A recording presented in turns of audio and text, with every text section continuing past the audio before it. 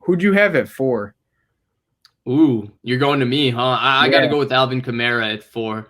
I think Alvin Okay. Kamara is probably the second best all-around back in terms of when you stack up receiving and running in the entire NFL. Obviously, Christian McCaffrey is the best all-around back in the NFL. I don't think anybody would argue with that when you go rushing, receiving. But I would say Alvin Kamara second. Incredibly elusive. He's not, I wouldn't say he's fast per se, but he is got explosive in terms of being Quick. able to make people miss.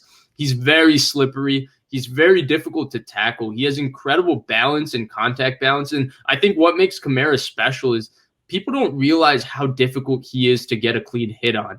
He does an incredible job of moving his body and maneuvering himself through the hole, where that's why he breaks so many tackles, because you can't get really a clean shot on him. You only hit half of him, or you hit a fourth of his body, and he just bounces off.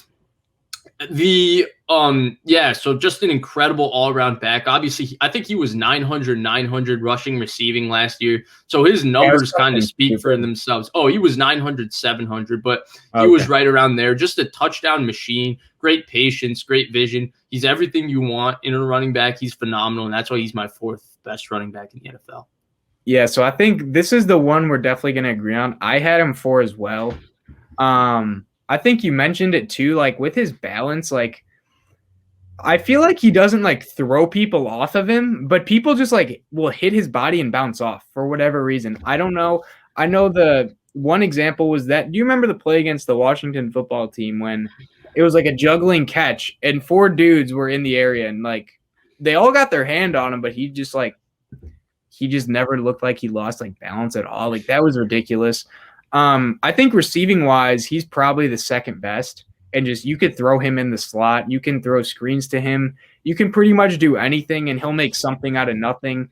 I know you were watching the Sunday night game where he bounced off of like 4 tackles against the Packers, and that play was he just caught it in the backfield and made 4 dudes miss and just took it like 50 yards. And we watched that together. When you have that on your team, it's just, I don't know, it's demoralizing when your defense is just like, well, how do you actually stop that? Because it's not like it's a good scheme or anything. It's just this guy's better than everyone else, and he's just going to make a play. So he's insanely good at that. And, yeah, my only thing knocking him down for me is you would want him to have more carries, I think, is the only thing, in the fact that can he take 250 carries? Can he take 300 carries?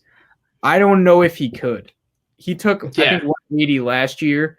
And he is more of a Swiss Army knife than other guys, I would say. So that's my only reason I have him at 4, but he is insanely good.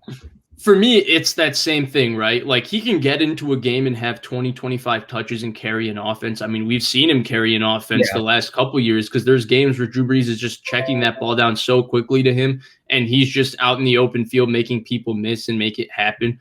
But at the end of the day, to me, and the reason why I always prefer the better runner over the receiver, because at the end of the day, this is a running back. Yeah. So, and that's why he's number 4 for me, because in terms of all around, he's probably number 2 behind Christian McCaffrey. Yeah. But in terms of being a pure runner that you just give him 25, 30 carries, game in, game out, and he carries your offense, that's not really him.